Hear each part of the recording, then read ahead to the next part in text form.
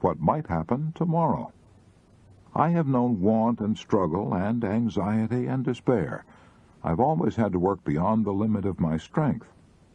As I look back upon my life, I see it as a battlefield strewn with the wrecks of dead dreams and broken hopes and shattered illusions, a battle in which I always fought with the odds tremendously against me, and which has left me scarred and bruised and maimed and old before my time. Yet I have no pity for myself, no tears to shed over the past and gone sorrows, no envy for the women who have been spared all I've gone through, for I have lived, they only existed. I have drunk the cup of life down to its very dregs. They have only sipped the bubbles on top of it. I know things they will never know. I see things to which they are blind.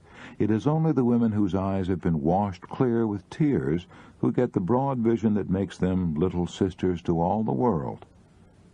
I have learned in the great University of Hard Knocks a philosophy that no woman who has had an easy life ever acquires. I have learned to live each day as it comes, not to borrow trouble by dreading the morrow. It is the dark menace of the picture that makes cowards of us. I put that dread from me, because experience has taught me that when the time comes that I so fear, the strength and wisdom to meet it will be given me. Little annoyances no longer have the power to affect me. After you've seen your whole edifice of happiness topple and crash in ruins about you, it never matters to you again that a servant forgets to put the doilies under the finger bowls or the cook spills the soup. I have learned not to expect too much of people, and so I can still get happiness out of the friend who isn't quite true to me or the acquaintance who gossips. Above all, I have acquired a sense of humor, because there were so many things over which I had either to cry or laugh.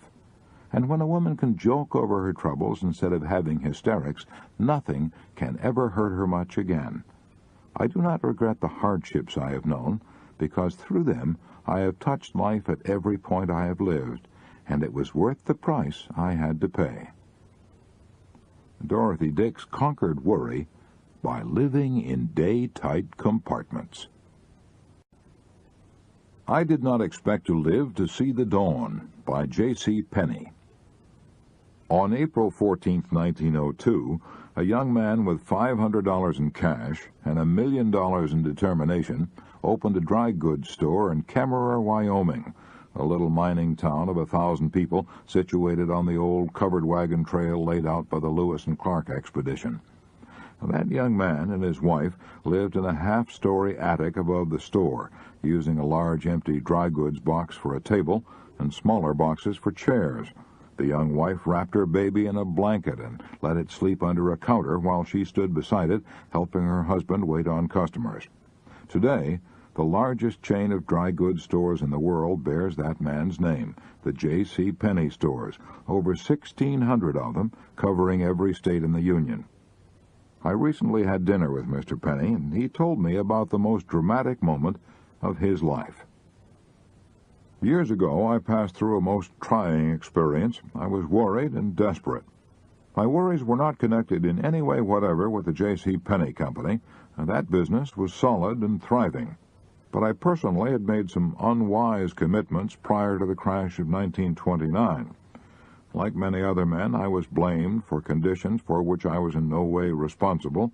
I was so harassed with worries that I couldn't sleep, and developed an extremely painful ailment known as the shingles, a red rash and skin eruptions. I consulted a physician, a man with whom I'd gone to high school as a boy in Hamilton, Missouri, Dr. Elmer Eggleston, a staff physician at the Kellogg Sanitarium in Battle Creek, Michigan. Dr. Eggleston put me to bed and warned me that I was a very ill man. A rigid treatment was prescribed, but nothing helped. I got weaker day by day. I was broken nervously and physically, filled with despair, unable to see even a ray of hope. I had nothing to live for. I felt I hadn't a friend left in the world, that even my family had turned against me. One night Dr. Eggleston gave me a sedative, but the effect soon wore off, and I awoke with an overwhelming conviction that this was my last night of life. Getting out of bed, I wrote farewell letters to my wife and to my son, saying that I did not expect to live to see the dawn. When I awoke the next morning, I was surprised to find that I was still alive. Going downstairs, I heard singing in a little chapel where devotional exercises were held each morning. I can still remember the hymn they were singing, "God Will Take Care of You." Going into the chapel, I listened with a weary heart to the singing, the reading of the scripture lesson, and the prayer. Suddenly, something happened. I can't explain it. I can only call it a miracle. I felt as if I had been instantly lifted out of the darkness of a dungeon into warm, brilliant sunlight. I felt as if I'd been transported from hell to paradise. I felt the power of God as I had never felt it before. I realized then that I alone was responsible for all my troubles. I knew that God, with His love, was there to help me. From that day to this, my life has been free from worry. I am 71 years old, and the most dramatic and glorious 20 minutes of my life were those I spent in that chapel that morning. God will take care of you. J.C. Penney learned to overcome worry almost instantaneously because he discovered the one perfect cure. I go to the gym to punch the bag or take a hike outdoors. By Colonel Eddie Egan, New York attorney, Rhodes Scholar, former chairman, New York State Athletic Commission, former Olympic light heavyweight champion of the world. When I find myself worrying and mentally going around in endless circles like a camel turning a water wheel in Egypt, a good physical workout helps me to chase those blues away. It may be running or a long hike in the country, or it may be a half hour of bag punching or squash tennis at the gymnasium. Whichever it is, physical exercise clears my mental outlook. On a weekend, I do a lot of physical sport, such as a run around the golf course, a game of paddle tennis, or a ski weekend in the Adirondacks. By my becoming physically tired, my mind gets a rest from legal problems, so that when I return to them, my mind has a new zest and power. Quite often in New York, where I work, there's a chance for me to spend an hour at the Yale Club gym. Now, no man can worry while he's playing squash tennis or skiing. He's too busy to worry. The large mental mountains of trouble become minute molehills that new thoughts and acts quickly smooth down. I find the best antidote for worry is exercise. Use your muscles more and your brain less when you're worried, and you'll be surprised at the result. It works that way with me. Worry goes when exercise begins. I Was the Worrying Wreck from Virginia Tech by Jim Birdsall. 17 years ago, when I was in military college at Blacksburg, Virginia, I was known as the worrying wreck from Virginia Tech. I worried so violently that I often became ill. In fact, I was ill so often that I had a regular bed reserved for me at the college infirmary at all times. When the nurse saw me coming, she'd run and give me a hypo. I worried about everything. Sometimes I even forgot what I was worrying about. I worried for fear I would be busted out of college because of my low grades. I'd failed to pass my examination in physics and other subjects, too. I knew I had to maintain an average grade of 75 to 84. I worried about my health, about my excruciating attacks of acute indigestion, about my insomnia. I worried about financial matters. I felt bad because I couldn't buy my girl candy or take her to dances as often as I wanted to. I worried for fear she'd marry one of the other cadets. I was in a lather day and night over a dozen intangible problems. In desperation, I poured out my troubles to Professor Duke Baird, professor of business administration at VPI. The 15 minutes that I spent with Professor Baird did more for my health and happiness than all the rest of the 4 years I spent in college. "Jim," he said, "you ought to sit down and face the facts. If you devoted half as much time and energy to solving your problems as you do to worrying about them, you wouldn't have any worries. Worrying is just a vicious habit you've learned." He gave me 3 rules to break the worry habit. Rule 1, find out precisely what is the problem you're worrying about. Rule 2, find out the cause of the problem. Rule 3, do something constructive at once about solving the problem. After that interview, I did a bit of constructive planning. Instead of worrying because I'd failed to pass physics, I now asked myself why I had failed. I knew it wasn't because I was dumb, for I was editor-in-chief of the Virginia Tech Engineer.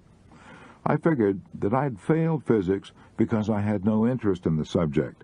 I'd not applied myself because I couldn't see how it would help me in my work as an industrial engineer. But now I changed my attitude. I said to myself, if the college authorities demand that I pass my physics examination before I obtain a degree, who am I to question their wisdom? So I enrolled for physics again. This time I passed, because instead of wasting my time in resentment and worrying about how hard it was, I studied diligently. I solved my financial worries by taking on some additional jobs, such as selling punch at the college dances, and by borrowing money from my father, which I paid back soon after graduation. I solved my love worries by proposing to the girl that I feared might marry another cadet, and she is now Mrs. Jim Birdsall.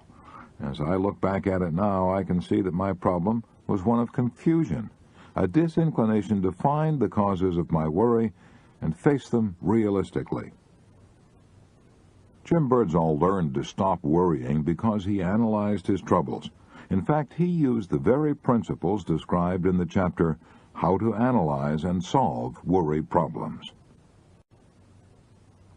I have lived by this sentence, by Dr. Joseph R. Sizu, President, New Brunswick Theological Seminary, New Brunswick, New Jersey, the oldest theological seminary in the United States, founded in 1784. Years ago, in a day of uncertainty and disillusionment, when my whole life seemed to be overwhelmed by forces beyond my control, one morning, quite casually, I opened up my New Testament, and my eyes fell upon this sentence. He that sent me is with me. The Father hath not left me alone. My life has never been the same since that hour. Everything for me has been forever different after that. I suppose that not a day has passed that I have not repeated it to myself. Many have come to me for counseling during these years, and I have always sent them away with this sustaining sentence. Ever since that hour when my eyes fell upon it, I have lived by this sentence. I have walked with it, and I have found in it my peace and strength. To me it is the very essence of religion. It lies at the rock bottom of everything that makes life worth living. It is the golden text of my life. I Hit Bottom and Survived by Ted Erickson. I used to be a terrible worrywart. No more. In the summer of 1942, I had an experience that banished worry from my life for all time, I hope. The experience made every other trouble seem small by comparison. For years, I'd wanted to spend a summer on a commercial fishing craft in Alaska, so in 1942, I signed on a 32-foot salmon seining vessel out of Kodiak, Alaska. On a craft of this size, there's a crew of only 3, the skipper who does the supervision, a number 2 man who assists the skipper, and a general workhorse who's usually a Scandinavian. I'm a Scandinavian. Since salmon seining has to be done with the tides, I often worked 20 hours out of 24. I kept up that schedule for a week at a time. I did everything that nobody else wanted to do. I washed the craft, I put away the gear, I cooked on a little wood-burning stove in a small cabin where the heat and fumes of the motor almost made me ill. I washed the dishes, I repaired the boat, I pitched the salmon from our boat into a tender that took the fish to a cannery. My feet were always wet in my rubber boots. My boots were often filled with water, but I had no time to empty them. But all that was play compared to my main job, which was pulling what's called the cork line. That operation simply means placing your feet on the stern of the craft